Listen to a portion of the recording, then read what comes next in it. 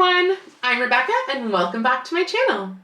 I'm going full-on princess core for the voiceover part of this video since the majority of this one is just going to be me and my undergarments. But if you are interested in how I made my strawberry dress, I will leave a link in the description. Anyway, a few months ago, I made a video examining several different historical corsets and stays from over a 150-year period and taking a look at what those corsets changed about my plus-size body. But of course, corsets are only one element of the many undergarments involved in historical silhouettes.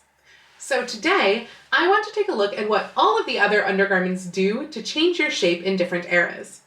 To make things a little simpler, and also to make this video a little shorter, we are going to narrow down this particular video in time so that we can take a look at just the 1810s through the 1910s. I will be doing another video at a later date that takes a look at the 18th century through the Regency period, but 100 years seemed about enough for one video, especially when you consider just how much style changed throughout this time. Now, of course, I would argue that the fact that I'm plus size doesn't really make much of a difference here because, as you know if you've seen my plus size costuming video, which I will link up above and down below, getting the right silhouette is all about proportion. That said, I will be sharing my measurements in these various garments, or at least as much of my measurements as I can take, because getting a hip measurement can be difficult in a hoop skirt or bustle, especially when it is larger than my tape measure is long. In a follow-up video to this, I will also add outer garments so that you can really see the whole look all together and how the silhouette changes. Please make sure that you are subscribed to my channel, which is absolutely free to do, so that you know when that video goes live. This video, though, will be all about those undergarments, particularly when it comes to the changes in structural garments. I also do want to give a little warning here. Although all of my undergarments make the proper silhouettes for every changing shape in this 100-year period, they are not all historically accurate. Particularly, my crinolette is a total hack. And because hacks like this can be quite interesting, I will be doing another follow-up video to this, talking about the various costuming hacks or cheats you can do to make your undergarments work across multiple periods. A few other notes before we dive in. I'm wearing a neutral hairstyle throughout this video, and I'm wearing plain knee-high stockings from Sock Dreams, and I'm not wearing shoes. I'm also not going to cover drawers in this video because I do not choose to wear historically accurate drawers, and because they don't have any effect on the silhouette or measurements. Very briefly, get it? The change in drawers, to my knowledge, is this. In the Regency period, they generally were not worn. They began to be worn in the 1830s or 40s and were split crotch drawers, basically two legs joined together on a yoked waistband but nothing in the crotch. This continued until the invention of combinations around the 1890s, at which point the drawers, still split crotch, began to be connected to what would be the top of the chemise to create an all-in-one undergarment. Personally, I have found that split crotch drawers are the worst. In my opinion, the main function of drawers or bloomers, or bike shorts for that matter, are to prevent chafing from your thighs rubbing together as you walk, aka chub rub. Split crotch drawers have no fabric exactly where you would want them to have fabric. So instead, I wear modern underwear and theatrical style bloomers with elastic waistbands. I have a few styles of these that I wear depending on the weather and the outfit. I have a shorter and a longer pair that also has elastic in the bottom of the leg, one that is above the knee for hot days and one that is below the knee for cooler days. Plus the pair that I'll be wearing for this video, which have tucks and lace at the bottom with no elastic, to mimic the look of pantalettes that children wore in the Victorian era. But that's enough about drawers. Let's go ahead and take a look at the changing shape of women's undergarments. So, let's start with the 1810s.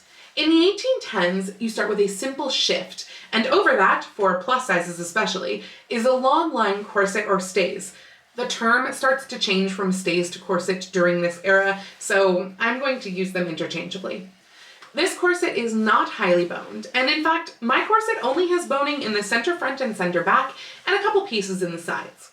Cording is also used to stiffen the corset. The center front boning was actually a wooden busk, which would lift and separate the bust. The rest of the corset was just there to smooth down the figure, not to reduce the waist. Over this, a petticoat was worn, which would have a sleeveless bodice portion or straps attached at the top, so that it would sit correctly at the high waist of the Regency period. This petticoat would be fairly simple, relatively straight, and would often have a few tucks at the bottom, which would help give it a little bit more body and prevent the skirts of the dress from easily wrapping around the legs.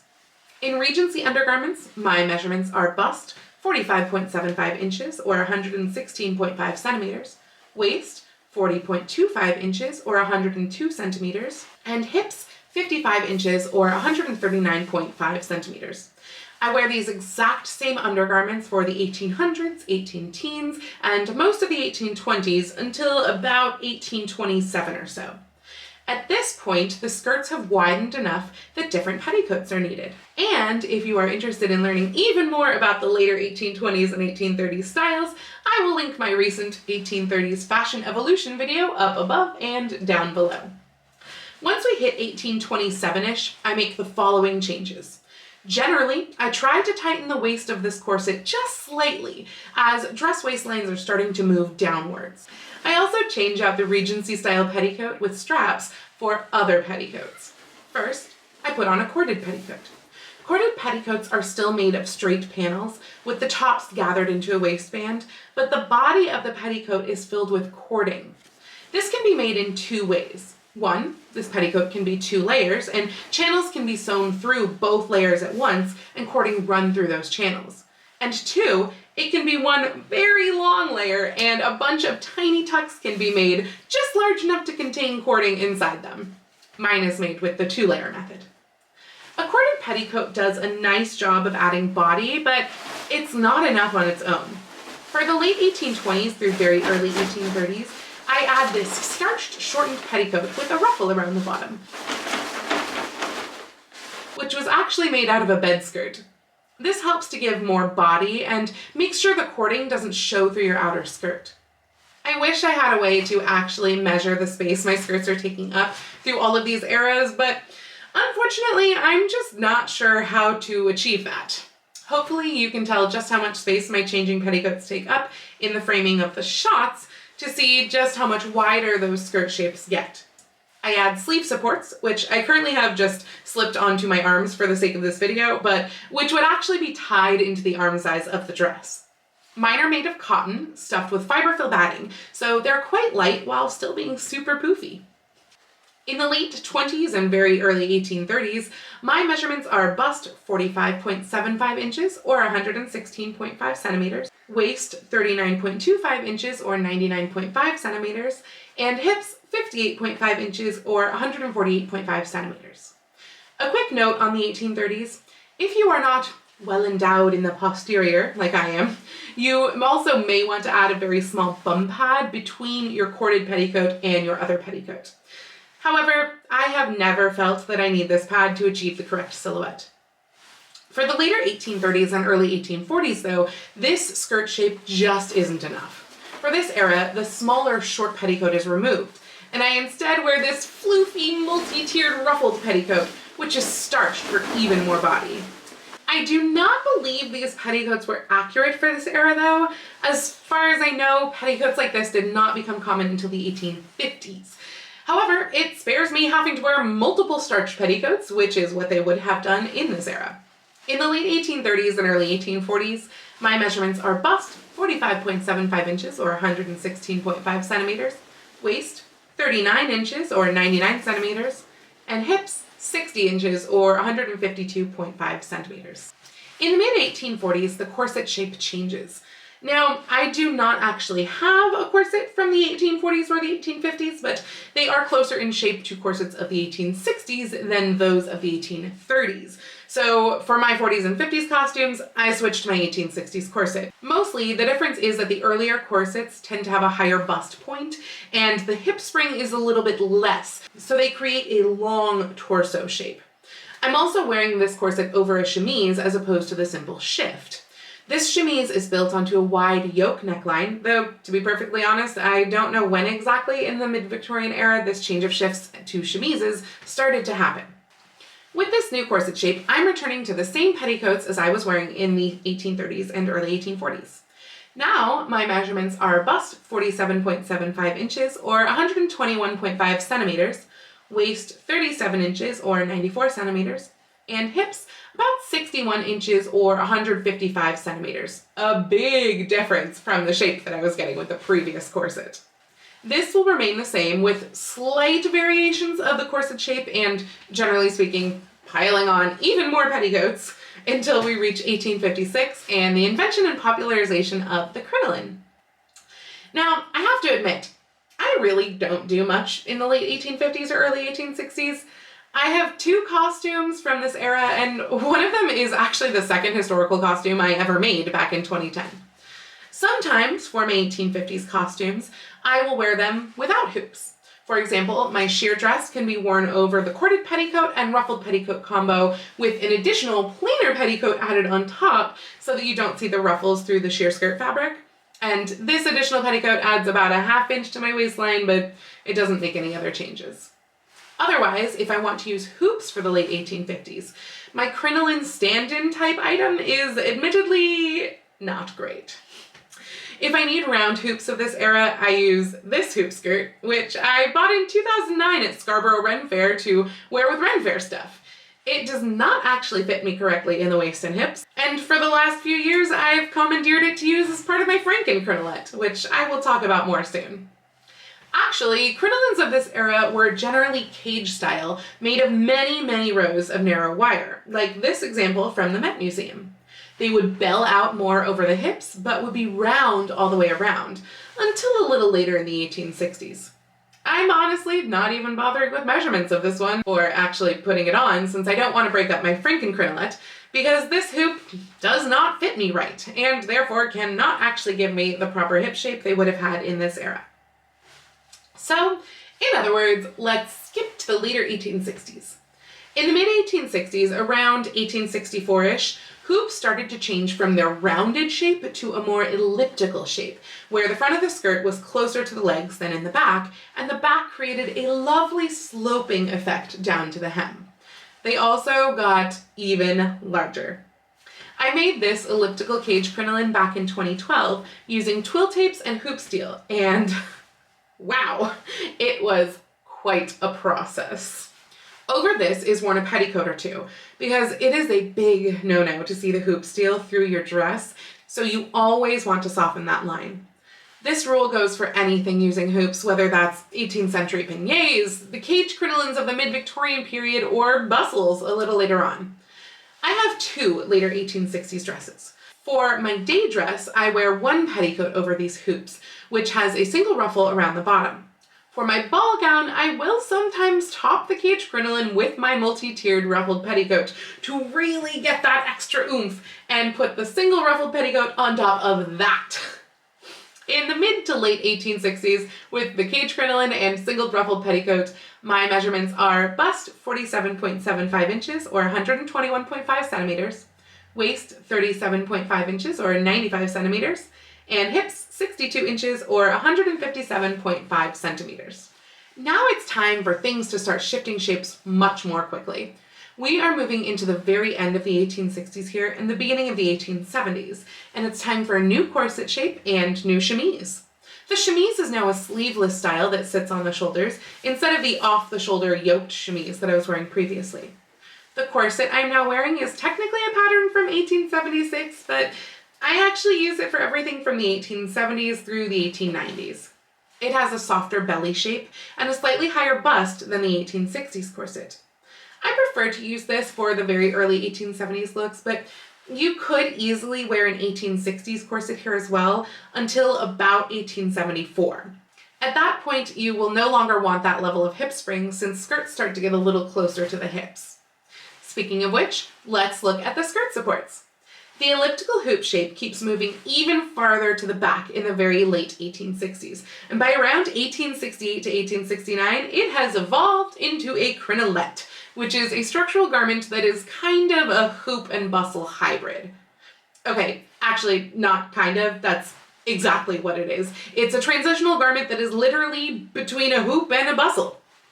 Crinolettes give skirts just a little bit of flare in the front, a little bit wider as it goes around the side, and then a whole lot of structure and body in the back. Now, admittedly, I should have made an actual crinolette ages ago, since I do early 1870s a whole bunch, having made 3, and hopefully soon to be 4, different dresses requiring this skirt shape over the last few years, and this skirt shape lasted through about 1874.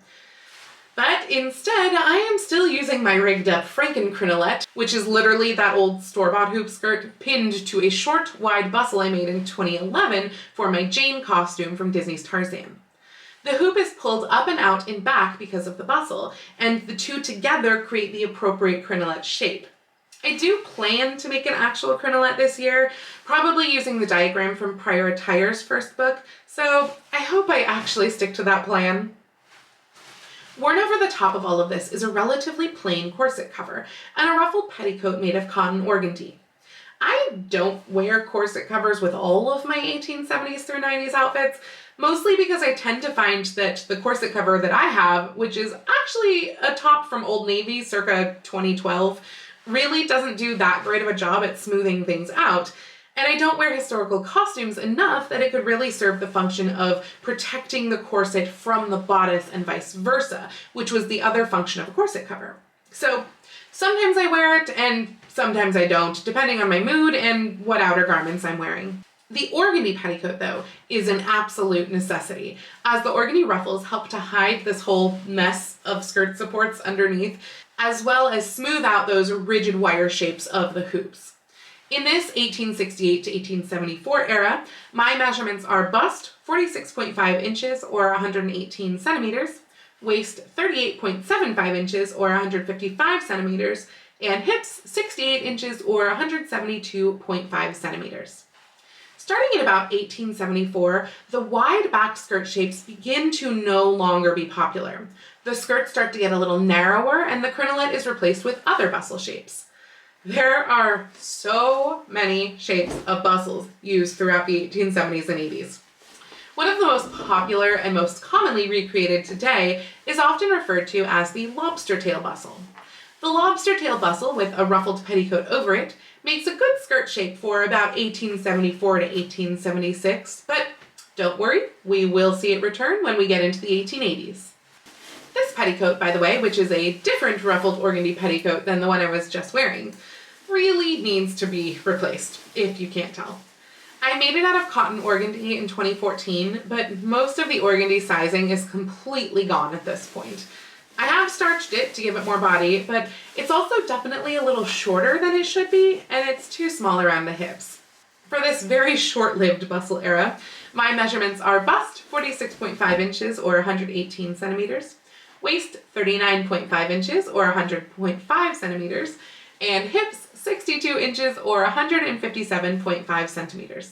Now we're going to move into the natural form era of about 1876 or 77 through about 1882. Despite the name, this is not really a natural era. Skirt supports were still a thing. In fact, for the elaborately trained gowns that were so common in this era, they often even wore a sort of hoop variant, where it was mostly just the train being supported, though the hoop also prevented the front of the skirt from being too slim and close to the feet and legs. However, the more common device was simply to use a bum pad with a ruffled, often train petticoat over it. The petticoat I use for this era is another cheat, like my crinolette, so I will talk about that more in my upcoming costuming cheats video. In the natural form era, my measurements are bust 46.5 inches or 118 centimeters, waist 38.5 inches or 98 centimeters, and hips 58 inches or 147.5 centimeters. But let's go back to the lobster tail. After about 1882, the bustle came back with a vengeance, larger and sharper than before. All those many different types of bustle supports were back. To get that really pronounced bustle look, I'm back to wearing my lobster tail bustle, but this time I am topping it with an additional large bustle pad. I also find that my super old petticoat just often doesn't hack it for the 1880s, so if it's not too hot out, I like to top these skirt supports with my bustle era quilted petticoat, since it helps to give such a defined shape underneath the skirts. This shelf bustle look started to tone down around 1887, and by 1889, the lobster tails type supports were gone, and only a small pad remained. In the mid-1880s, my measurements are bust 46.5 inches or 118 centimeters, waist 39.25 inches or 99.5 centimeters, and hips 69 inches or 175 centimeters. Interestingly enough, this is actually the largest hip measurement of all of the eras because this shelf bustle was just so huge. Now we're on to the 1890s. The 1890s is actually a rather interesting era for the rolls of undergarments because we start to see less structure in the undergarments and more structure in the garments themselves.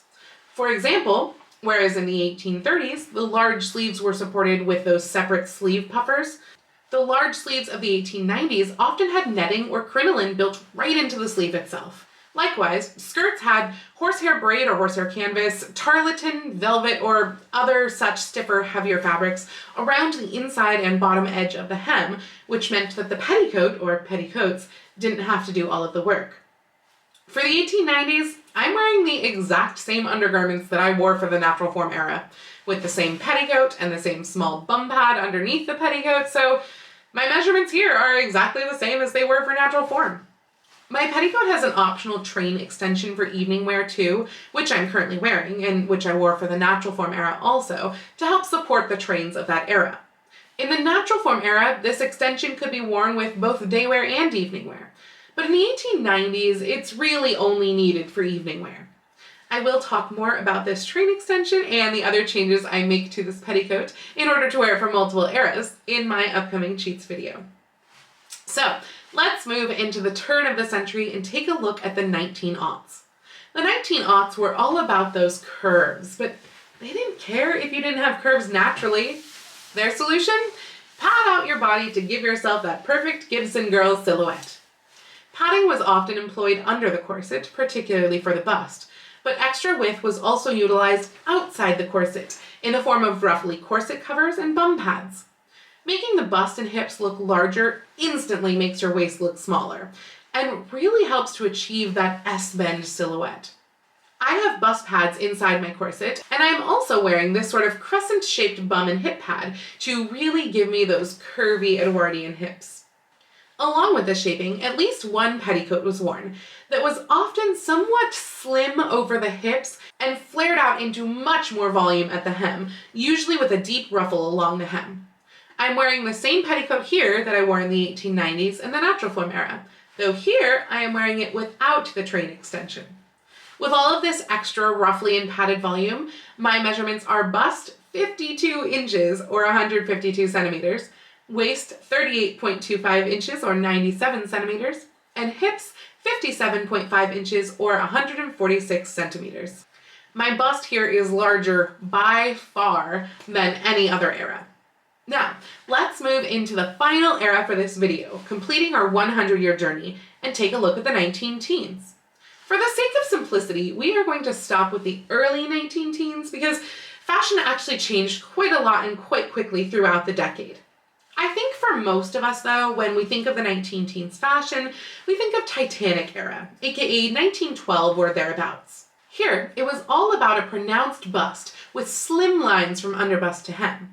Corsets of this era, at least for the most part, no longer supported the bust, and most women wore combinations underneath their corsets, plus possibly an early version of the brassiere, often over their corset, to keep their bust in place. I have yet to make one of these brassieres, so I wear a modern bra with my 1910s looks. But if you want to learn more about 19-teens brassieres, Nicole Rudolph has done an excellent video on them, and I will link that down below. The corset starts under the bust and goes down all the way over the hips, with no real waist reduction. In fact, because of the bulk of the corset, my waist measurement is actually larger here than it is when I'm not wearing a corset. The corset cover and petticoat combo have given way to the princess slip, which creates a smoother line over the waist and hips, while still providing just a little bit of fullness at the hem. Over these undergarments, my measurements for the 1910s are bust 49 inches or 124.5 centimeters, waist 41 inches or 104 centimeters, and hips 53 inches or 134.5 centimeters. Just briefly, let's take a look at all of these silhouettes together, assuming that I can fit them all in the frame.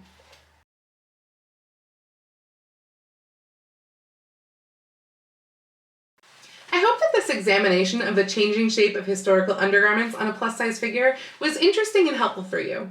Do make sure that you're subscribed so that you know when I release the follow-up videos to this, both on examining the entire outfit as a whole and also on the cheats I use to make my undergarments work for more than one era.